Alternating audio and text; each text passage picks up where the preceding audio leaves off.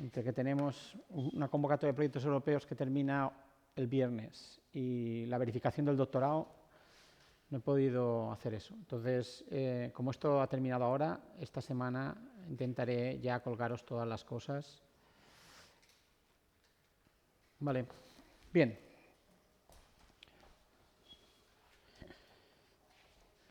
Bueno, perfecto. Entonces, estábamos aquí, habíamos explicado que la transferencia genética horizontal era entre miembros de la misma generación y habíamos ya mencionado que había tres sistemas: la conjugación, la transducción y la transformación, ¿vale?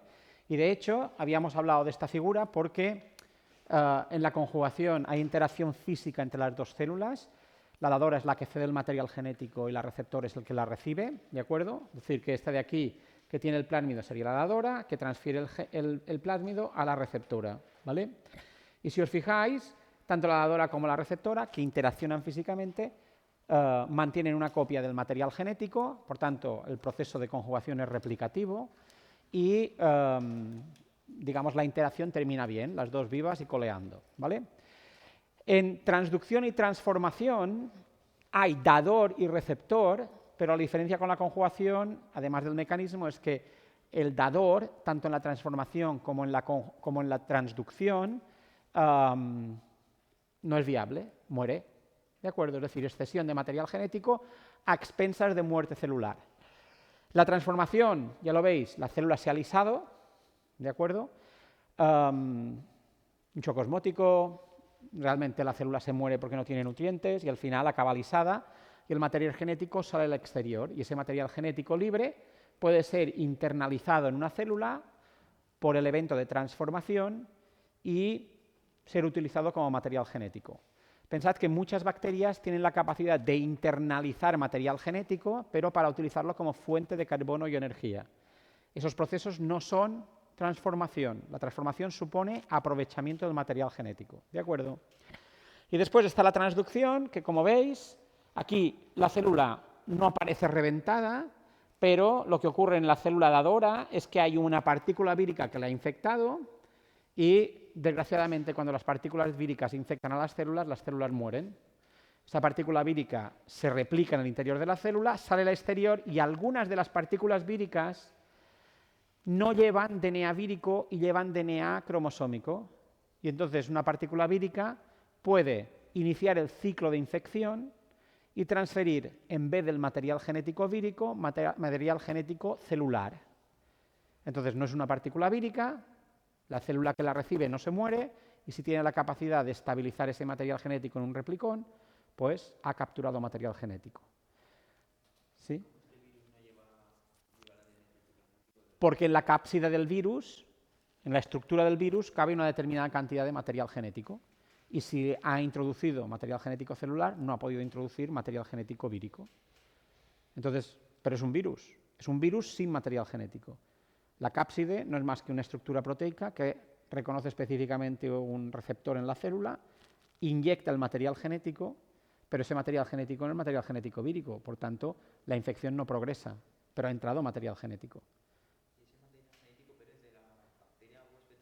De la bacteria dadora, que es la bacteria que ha sido muerta por el virus. Después lo hablaremos. Entonces, lo importante aquí es que no hay contacto físico entre la célula dadora ni la receptora, igual que sucede en la transformación. Hay muerte celular, aunque aquí no aparezca como que la célula ha reventado, ¿de acuerdo? Y el material genético pasa de la dadora a la receptora a través de una partícula vírica. Y eso se conoce como transducción. ¿Vale? Por tanto, tenemos conjugación, interacción física entre dos células, dadora y receptora sobreviven al evento, es replicativo, la dadora mantiene el material genético y está viva, y transformación y transducción, hay dador, pero el dador no progresa, se queda sin posibilidades de vivir porque está muerto, ¿de acuerdo? Y el receptor recoge el material genético del dador.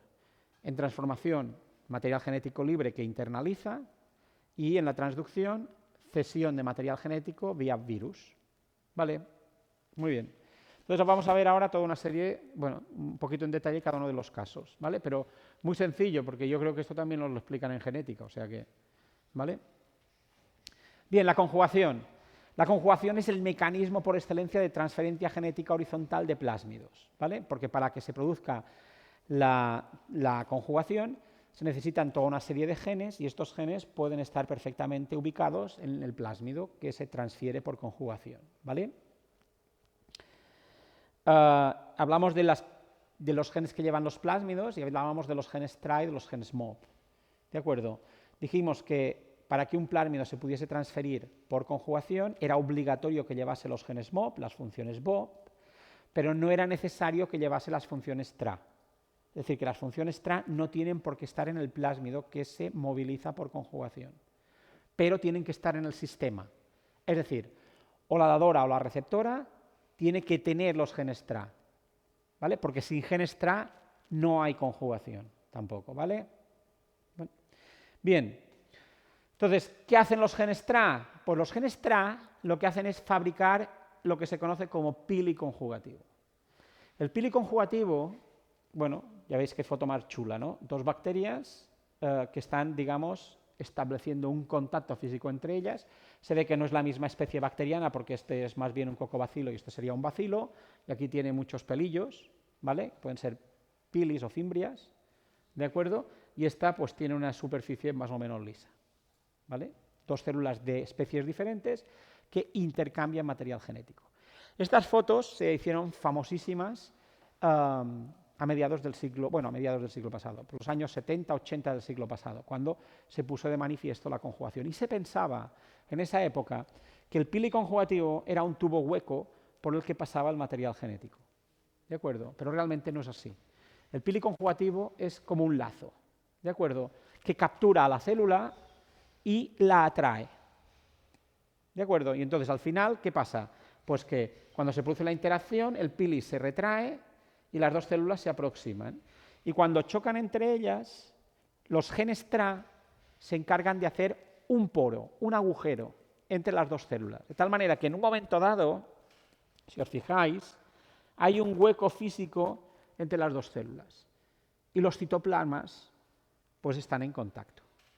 ¿Pero qué es lo que pasa a través de este poro? Pues no es un agujero cualquiera, no es una ventana sin cristal donde puede entrar cualquiera. No. Lo que pasa a través de ese poro solo es ADN. ¿De acuerdo? Entonces, el poro lo fabrican las proteínas TRA, ¿de acuerdo? Y se conoce como transferoma o transferosoma, ¿de acuerdo? Y el relaxosoma, que forma parte de las proteínas MOP, es el encargado de transferir el plásmido a través de este hueco de aquí. ¿De acuerdo? Por tanto, tenemos proteínas que forman el transferosoma, que sería la estabilización del agujero, y las proteínas del relaxosoma, que son las encargadas de transferir el material genético, ¿vale? Fijaros aquí que lo que está ocurriendo es una polimerización de ADN por círculo rodante. ¿De acuerdo? Es decir, que mientras se replica la copia de material genético de la dadora, y así la dadora mantiene una copia del plásmido, se transfiere una hebra de ADN a la receptora, que si la puede polimerizar, tiene plásmido. Si no la puede polimerizar por el motivo que sea, no tiene plásmido. ¿De acuerdo? ¿Qué ocurre? Bueno, pues en el laboratorio el 100% de las interacciones acaban con transferencia de plásmido. En la naturaleza, no tiene por qué. De hecho, la idea del transferosoma o de la función de los genes TRA no es transferir material genético cuando se inventa, sino que es un sistema para atacar competidores. Lo que pasa es que al final se transforma en un mecanismo para poder transferir genes por conjugación, porque probablemente la transferencia genética ha sido más ventajosa que el sencillo ataque para matar al microorganismo contrario. ¿Vale? Bien. Bueno, un poquito más de detalle, pero aquí lo importante es que tengáis en cuenta que hay dos tipos de proteínas, las que estabilizan el poro y las que transfieren el material genético a través de ese poro, ¿vale? Unas son las proteínas TRA, forman parte de la función TRA, y las otras de las funciones MOP. Que la movilización, mediada por las funciones MOP, es una replicación, ¿de acuerdo? Y creo que lo dije cuando hablé de la replicación del círculo rodante. Podemos tener plásmidos que se replican con la estrategia del círculo rodante y que además transfieren genes con la estrategia del círculo rodante. Pero la maquinaria de replicación y la maquinaria de movilización son maquinarias distintas y actúan en orígenes de replicación diferentes. La de replicación actúa en el origen de replicación sensu stricto y la de movilización actúan sobre lo que se conoce como origen de transferencia. Es decir, que un plásmido movilizable sí o sí tiene un origen de replicación y un origen de transferencia. Sobre el origen de replicación actúa la maquinaria de replicación dentro de la propia célula, cuando tiene que ceder el material genético a las células hijas y, por tanto, transferencia genética vertical. Y la maquinaria de movilización actúa sobre el origen de transferencia y eso ocurre cuando se transfiere material genético por conjugación. ¿De acuerdo? Vale. Muy bien. Pero aquí, el remember. Siempre es importantísimo en transferencia genética horizontal tener muy claro una cosa. ¿Vale? Una cosa es que entre material genético y otra cosa es que este material genético pueda utilizarse. Para que un material genético se pueda utilizar, tiene que replicarse. Si no se replica, no sirve para nada. Entonces, si lo que entra es un plásmido replicativo, con su propia maquinaria de replicación, la probabilidad de que se replique es muy alta. ¿De acuerdo? Pero si entra un plásmido, pensad en la imagen de la foto esta, imaginaros que esto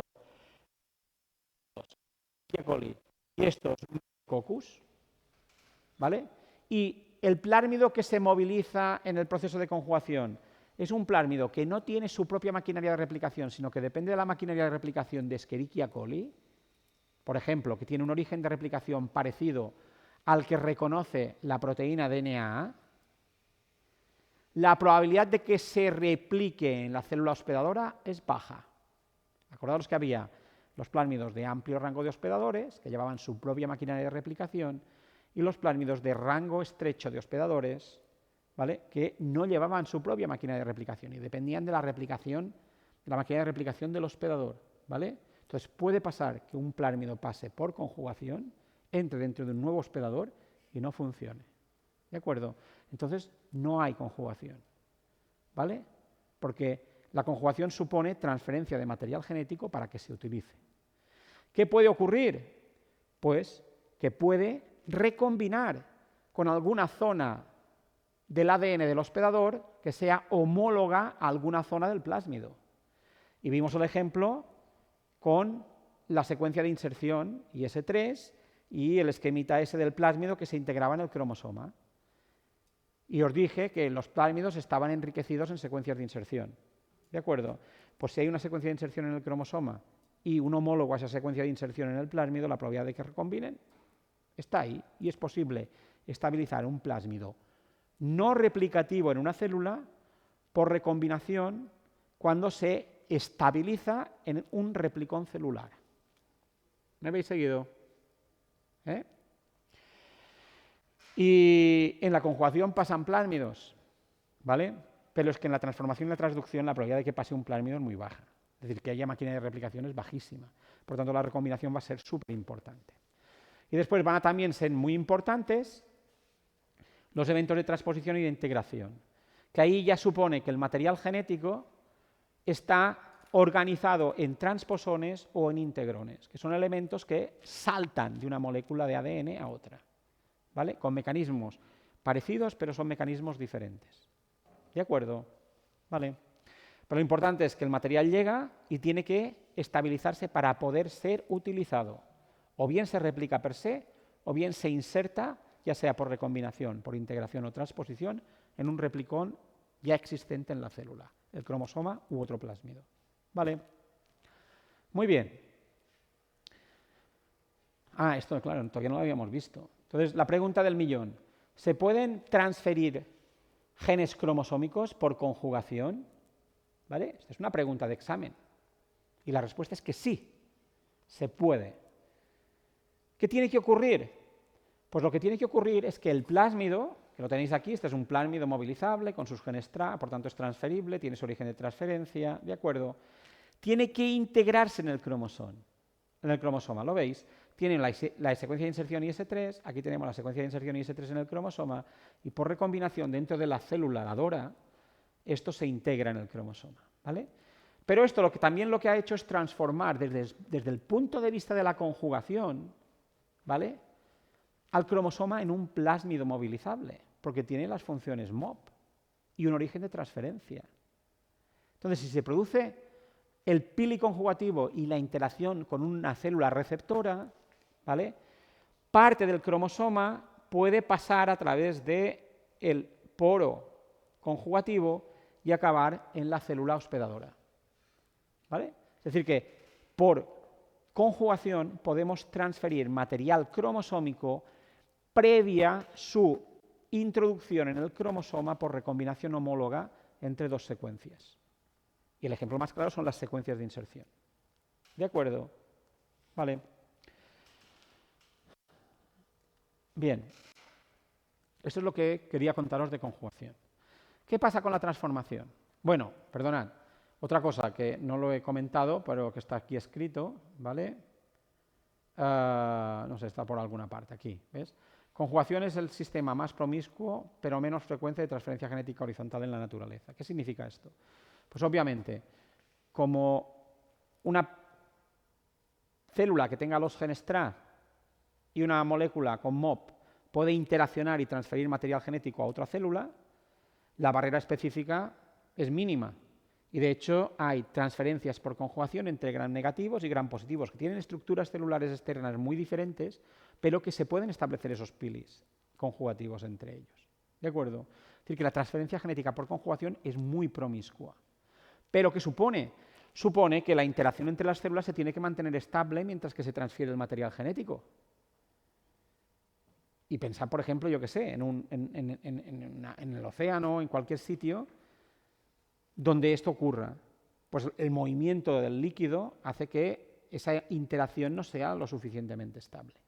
Por tanto, ocurre en número pocas veces. Ahora, cuando ocurre, un gen de cualquier microorganismo puede pasar a cualquier otro microorganismo. Es súper promiscua, ¿vale?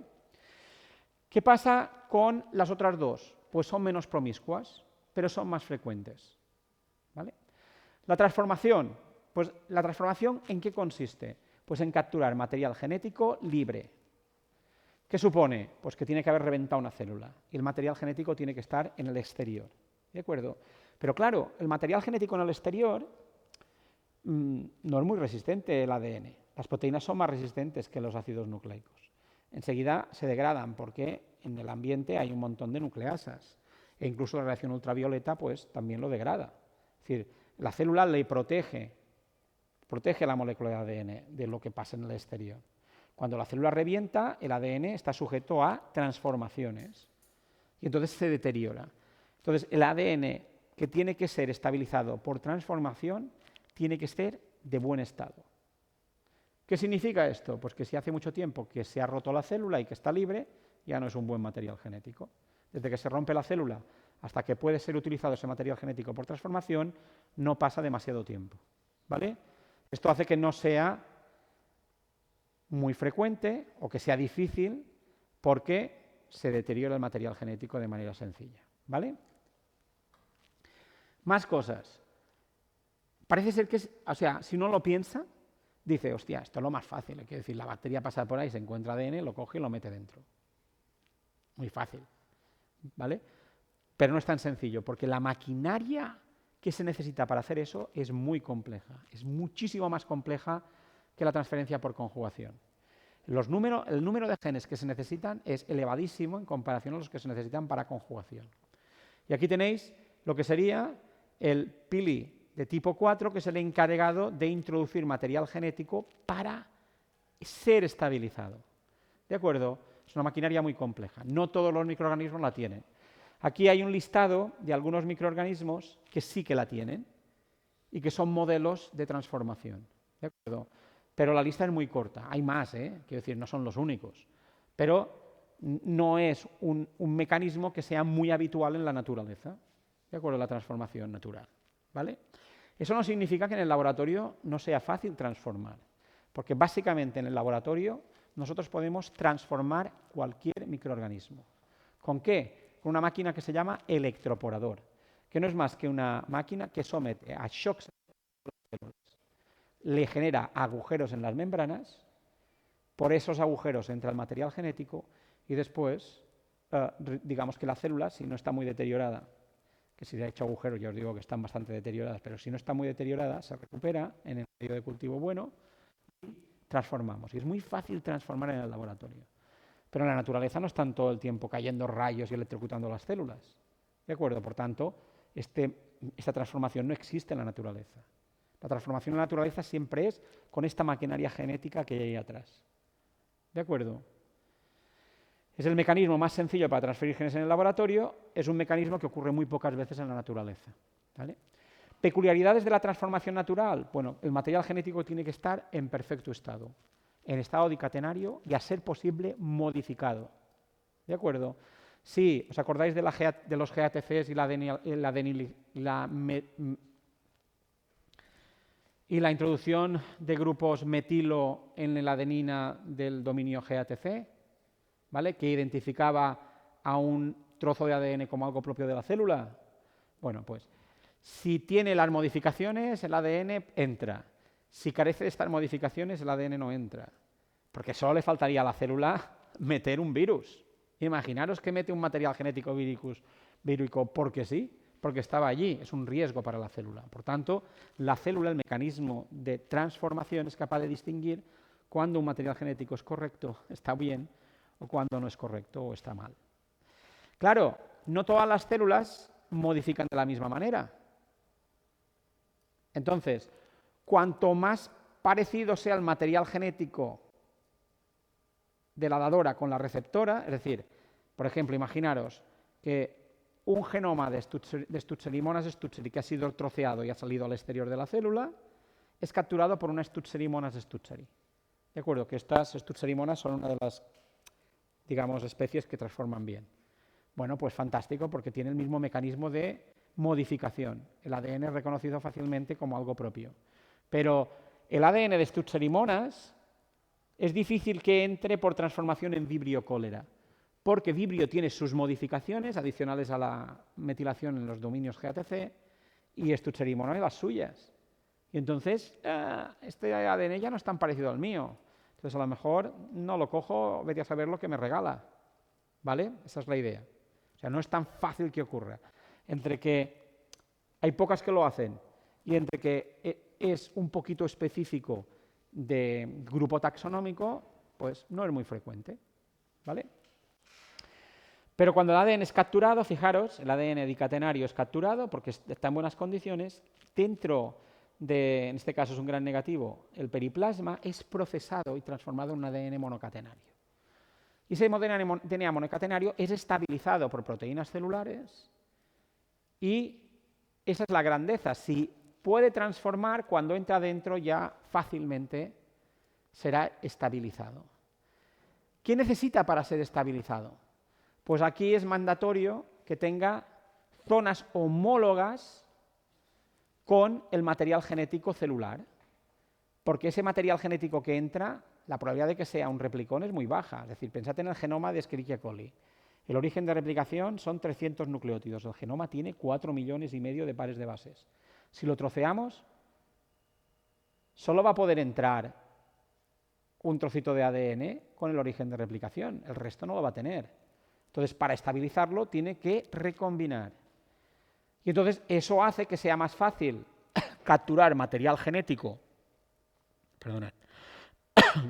Que sea más fácil capturar el material genético de un pariente que de una célula extraña. Porque los parientes suelen tener material genético homólogo al microorganismo que lo recibe. ¿De acuerdo? Vale. De hecho, esta estrategia, la transformación, es lo que explica la reversión alta de Pseudomonas aeruginosa hipermutante a Pseudomonas aeruginosa no hipermutante, cuando ya se ha adaptado a las condiciones de estrés que tiene que superar. Porque la tasa de reversión es muy alta. Y lo consigue gracias a esto, a mecanismos de transformación natural. Y claro, captura un mutS nativo y sustituye el gen mutS nativo por el mutS mutado que tenía ese hipermutador. Vale. Bueno. Vale, poca cosa más. Y la transducción. Entonces, la transducción, aunque supone del uso de un virus y por tanto de otro agente biológico, aunque no es celular, es un agente biológico, ¿vale?, tiene una doble vertiente. Es súper específica, porque los virus, para infectar, tienen que reconocer una secuencia, una proteína, una molécula en el exterior de la célula. Y cada partícula vírica infecta a una célula concreta. Por tanto, la transducción suele estar limitada a miembros de la misma especie, incluso a miembros de la misma cepa, porque hay virus de cepa. Es decir, si nosotros fuésemos Escherichia coli, aparece aquí un virus de Escherichia coli, a lo mejor no todos nos morimos, porque a lo mejor solo puede infectar a unos cuantos y al resto no, porque no tienen esa molécula en el exterior que le está diciendo al virus, aquí te puedes pegar y puedes infectar. ¿De acuerdo? Cuando veáis las cosas de virología entenderéis lo que es la especificidad de infección, ¿vale? Pero tiene que haber un reconocimiento específico entre la partícula vírica y alguna estructura externa de la célula para que se produzca la infección. Eso hace que la transducción difícilmente supere la barrera específica, ¿vale? Entonces no es nada promiscua la transducción. La transformación es algo promiscua, ¿vale? Pero la transducción no es nada promiscua. Sin embargo, es la transferencia genética horizontal que más abundantemente ocurre en la naturaleza. La mayor parte de procesos de transformación, de transferencia genética horizontal, se realizan por transducción entre miembros de la misma especie, ¿vale? Claro, si todos fuésemos nosotros Escherichia coli intestinales de diferentes personas, nosotros compartiríamos 2000 genes y tendríamos cada uno de nosotros unos 2000 genes diferentes. Algunos que estarían más emparejados, pues tendrían 3000 genes en común y 1000 diferentes, ¿vale? Pero, ¿qué ocurre? Pues que con transducción, la transferencia genética horizontal entre miembros de la misma especie permite fácilmente el intercambio de material genético. ¿De acuerdo? Cuando una especie inventa algo, fácilmente migra a otros miembros de esa misma especie, principalmente por transducción, ¿vale?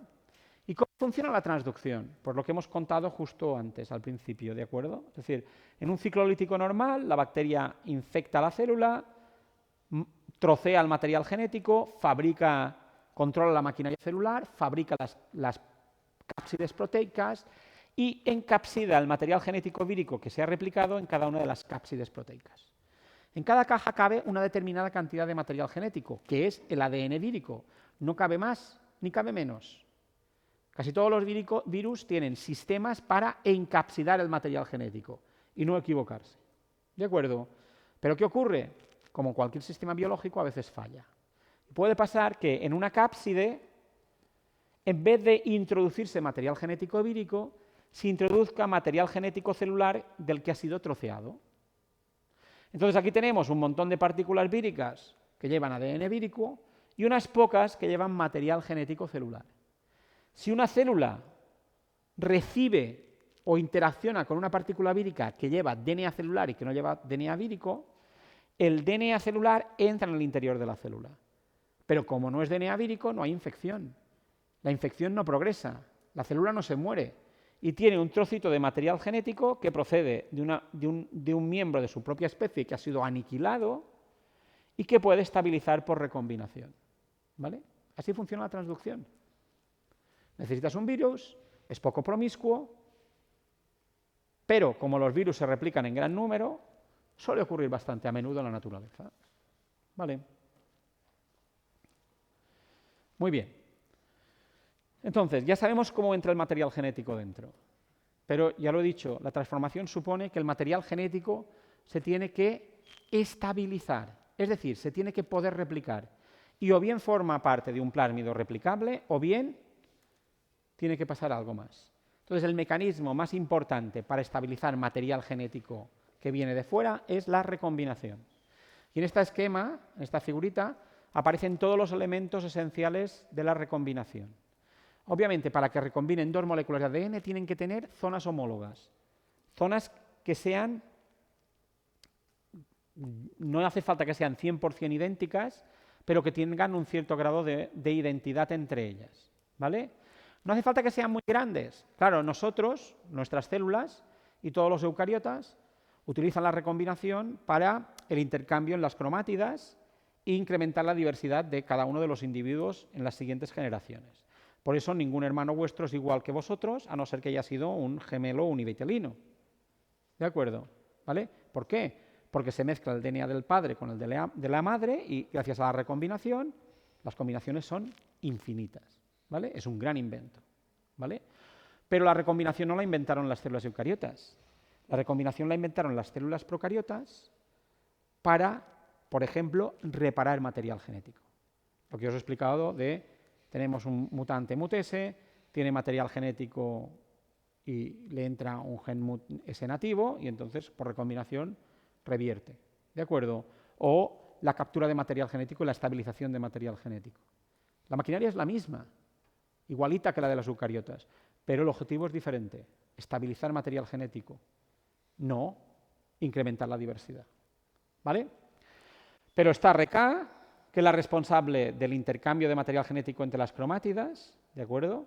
Obviamente aparecen las SSB porque se está fabricando en el proceso ADN monocatenario, y después intervienen REC-BC y RUF-AB, que son los encargados de resolver la estructura de Holiday, o la Holiday Junction, que aquí está puesto así, ¿vale? Entonces, este es el mecanismo de recombinación que habéis estudiado con los genéticos. Y si todavía no ha llegado, llegará. Yo solo lo pongo aquí porque es importantísimo para los procariotas. ¿De acuerdo? Y es la manera más sencilla de estabilizar material genético. Tiene que haber zonas idénticas entre las dos moléculas, pero no una gran cantidad, ¿vale? Con 50, 40, 30 nucleótidos es suficiente. Cuanta más cantidad de material genético idéntico hay, más fácilmente ocurre. Pero con solo 30 nucleótidos hay. E incluso en ausencia de REC-A, en ausencia de maquinaria de recombinación, hay otras proteínas de la célula que pueden recombinar, con una tasa muchísimo más baja, pero también ocurre, ¿vale? Y la probabilidad de que haya en la naturaleza una célula RECA- es muy baja, muy baja. Casi todas las células son RECA+. ¿Qué pasa? ¿Es un gen esencial? Si lo mutamos, si eliminamos RECA de una célula, la célula puede crecer. Por tanto, no entra dentro de la categoría de genes esenciales. Pero como la mayor parte de las células procariotas lo tienen, hay que plantearse qué es un gen esencial y qué no lo es. ¿De acuerdo? Es una definición. Pero que es importantísimo para la eficacia biológica de las células, eso es innegable, porque casi todas las células tienen una maquinaria activa de recombinación, aunque no la utilicen para la reproducción. ¿Vale? Pero hay otros dos mecanismos que son chulísimos, ¿de acuerdo? Que son la integración y la transposición y que facilitan la estabilización de material genético. Porque en el mecanismo que hemos comentado de la recombinación supone que tiene que haber secuencias conservadas, secuencias idénticas entre el dador y el receptor. Pero si vosotros tuvieseis que utilizar este sistema, así pensándolo bien, lo ideal sería tener un sistema que no dependiese de la existencia de regiones conservadas, sino que sencillamente pudiese saltar. ¿De acuerdo? Y si nosotros fuésemos estos, hubiésemos inventado los transposones. Porque un transposón no es más que un elemento que de una molécula de ADN salta y se pega a otro. ¿Vale? Pues de estos elementos hay dos. Hay los integrones y los transposones. Y son los que vamos a comentar. El primero que aparece es el integrón. ¿Vale? ¿Qué es un integrón? Pues un integrón es un elemento genético móvil que está controlado por una integrasa. ¿Y qué es una integrasa?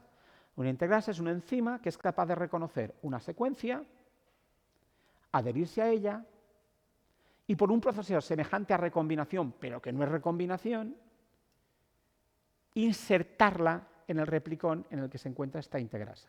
¿Vale? Esto lo vemos claramente en la imagen. Aquí tenemos la integrasa, ¿de acuerdo? Y esa estructura de aquí sería el integrón. Es decir, que para que haya un integrón tiene que haber una integrasa. ¿Qué hace la integrasa? La integrasa se fabrica y reconoce una secuencia concreta. En este caso, esta secuencia es algo larga, 59 pares de bases. Pero es una secuencia muy corta en comparación a las que normalmente se utilizan para recombinar. He dicho que se puede recombinar con secuencias más pequeñas, ¿de acuerdo? Pero cuanto más pequeña es la secuencia, peor funciona el sistema. Entonces, este enzima reconoce específicamente esta secuencia de aquí, ¿de acuerdo? De hecho, cada integrasa reconoce a una secuencia concreta. O sea, si tenemos una integrasa en una célula, Escherichia coli, reconoce a una secuencia. La de Stutzer y Monas a otra, la de Vibrio a otra, la de Pseudomonas aeruginosa a otra. ¿De acuerdo? Y lo gracioso es que todas las cepas de Stutzer y Monas, por ejemplo, o todas las cepas de Pseudomonas aeruginosa, tienen la misma integrasa o muy parecida y reconoce la misma secuencia o muy parecida. Por tanto, la integración es un mecanismo que permite a las células de la misma especie transferir material genético utilizando este sistema, ¿vale? ¿Qué vemos nosotros en el genoma? Pues nosotros veremos una integrasa, una enzima, o sea, un gen que codifica para una enzima que podemos identificar, y que justo al lado hay una región que es la región ATT, ¿de acuerdo? La región ATT. Y esta es la región específica de inserción. Y que es muy parecida a este cassette de aquí, de 59 pares de bases, ¿vale? Que forma parte del cassette génico. ¿Y qué es lo que captura la integrasa?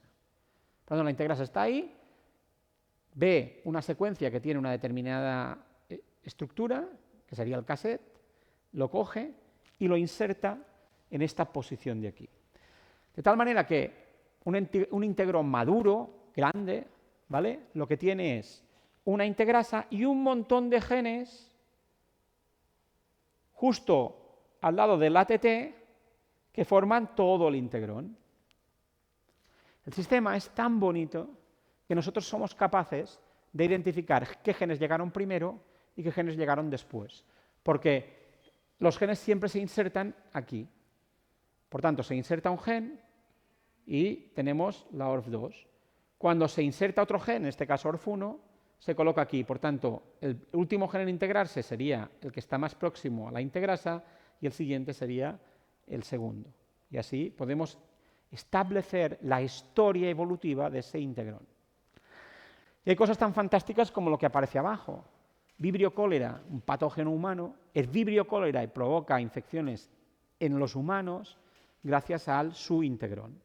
De hecho, se le llama el superintegrón de Vibrio cólera porque es muy grande, tiene 126 kilobases. Supone, creo que es el 3% del genoma, y en él están todos los genes necesarios para provocar la infección. Es decir, que si cogiésemos este cassette génico y lo metiésemos en un microorganismo que no fuese patógeno, se convertiría en un vibrio, no en un vibrio cólera, pero podría causar la misma enfermedad que vibrio cólera siendo una cosa totalmente diferente. ¿De acuerdo? La suerte es que para capturar el integrón de vibrio cólera tienes que ser vibrio cólera, porque la integrasa es específica. ¿De acuerdo? ¿Vale? Claro, ¿por qué es importante todo este rollo de la integrasa? Porque en las células hay un montón de integrasas. Y hemos de ser capaces de distinguir la integrasa celular del resto de integrasas. Porque la integrasa, que las ha inventado también las células, es una proteína que casi todas las partículas víricas tienen.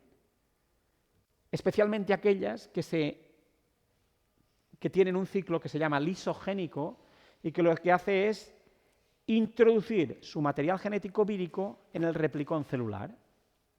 Muchos virus, cuando infectan una célula, en vez de destruirla, lo que hacen es insertarse en el cromosoma. Y eso lo hacen gracias a una integrasa vírica que reconoce una estructura del genoma vírico y se introduce en el genoma celular. Y de esta manera, la partícula vírica, que ha iniciado el ciclo de replicación y la célula ha puesto en marcha una serie de mecanismos de defensa, se esconde dentro de la célula. Y pasan generaciones, una generación, 2 generaciones, y a medida que van pasando las generaciones, la partícula vírica se divide con una fórmula de 2 elevado a n y va enriqueciéndose en la población celular, sin matar ni una célula. Y cuando llega la señal, y esa señal puede ser cualquier tontería, la partícula vírica ya la reconoce, ¿vale? El mecanismo de infección se pone en marcha. Pero es como el quorum sensing, no se pone en marcha en una célula, se pone en marcha en todas las células que tiene esa partícula vírica insertada en el genoma. ¿De acuerdo? Pues ese proceso de lisogenia, de introducirse en un genoma procariota, lo realizan con una integrasa. Las integrasas víricas recuerdan a las integrasas celulares, pero funcionan de manera ligeramente diferente desde el punto de vista molecular, ¿vale?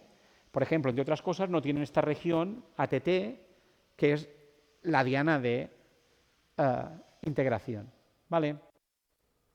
Y lo último que quiero que sepáis de los integrones es que son cromosómicos, es decir, no hay integrones en plásmidos. Hay integrasas en plásmidos, pero suelen ser remanentes de víricas. La integrasa celular siempre está en el cromosoma. Y si está en el cromosoma, ¿qué os está diciendo? ¿Qué hay en el cromosoma? ¿Qué tipo de genes hay en el cromosoma? Esenciales. Entonces, si la integrasa está en el cromosoma, puede ser que sea una enzima esencial. Pero es verdad que lo podemos eliminar y la célula sobrevive. Pero es que casi todas las células tienen integrasas. Y casi todos los miembros de la misma especie tienen la misma integrasa. ¿De acuerdo? Es decir, que realmente es un mecanismo para estabilizar cassettes génicos importante en la vida de una población, en la vida de una especie. ¿De acuerdo? Pero no lo podemos catalogar como esencial porque nos lo podemos eliminar. Lo podemos eliminar. Podemos quitarlo y no le pasa nada, no le pasa nada a la célula del laboratorio. Será más o menos eficaz en la naturaleza. Lo más probable es que sea menos eficaz porque lo que solemos encontrar son células de una población con integrasa celular y, por tanto, capaces de incorporar esos cassettes génicos y formar integrones. Vale, ¿me seguís? Bien, ahora lo que viene son lo de los transposones, pero creo que lo dejaremos para mañana. Mañana vuelve a haber clase, ¿verdad? Ah, es verdad. Ah, no. ¿Y por qué no tenéis clase vosotros mañana? ¿Eh? Hostia, pues yo lo tenía apuntado que teníamos clase, porque yo mañana no tengo clase con los bioquímicos porque tienen examen, pero con vosotros yo tenía apuntado que teníais clase.